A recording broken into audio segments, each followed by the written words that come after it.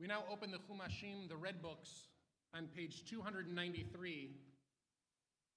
Page 293 for our Parsha this week, Parshat Vayechi, which means Vayechi means in English, and he lived. And anytime life is mentioned as the name of a Parsha in the Torah, what we're going to talk about essentially is a death. That's exactly right. And he lived tells us about the end of Jacob's life. And at the end of Jacob's life, he lines up all of his children, all of his sons, and he says, "Let me bless you." And the words that come out of his mouth, for some sons seems like a blessing, and for other sons seems like a different kind of blessing. The way that sometimes we say to some of our children that we love the way that you behave today, and to other of our children we say, we would love the way that you behave if you acted just a little bit differently. For some of Jacob's sons, he paints very different portraits. And those words were made famous by the painter, Marc Chagall, who painted windows of each of these blessings that now hang at Hadassah Hospital in Ein Kerem, Jerusalem. If you've ever been to Jerusalem, you get off of a tour bus and you walk through what looks like a mall, but is actually part of the hospital. And you stand in a room filled with these glass windows, and you look at some of the most brilliant, rich light to ever pour into a room. Some of the windows portray light that's yellow, light that's blue, light that's red. The whole rainbow is contained in these windows. Most famous in the Yom Kippur War, a bullet from a Jordanian soldier pierced one of the windows. And in a story that could only happen in Israel, an Israeli officer called Marc Chagall in France during the war to say the window had been damaged. And Marc Chagall promptly responded, "You worry about winning the war, I'll worry about fixing the window." What these windows fix for the Jewish people decades ago, and what Jacob did long before that, was an acknowledgement that the Jewish people is not one thing. We're a tapestry of amazingly rich color. I have to tell this story because I stand before a rabbi who affected my life today.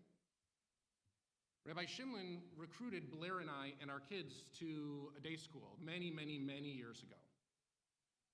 And then I began going to rabbinical school and my life began to change, and we moved to Israel for a year right before my oldest began kindergarten. But by the time we came back from Israel, we were told that Rabbi Shimlin was no longer the head of school, and I've always waited for the right moment to ask, was it me?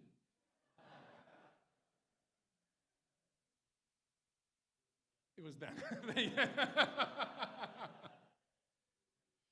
But it was being part of that preschool community, introduced us to some of our closest family friends. And growing up in Chicago, I have to admit that when I walked into their homes for the first time for Shabbos dinner and encountered a Persian Shabbos dinner, I was completely out of my league. And so when I asked my wife, maybe, 6 or 7 times by 8 o'clock in the evening, if they had already eaten dinner and we had missed it, if that was the problem,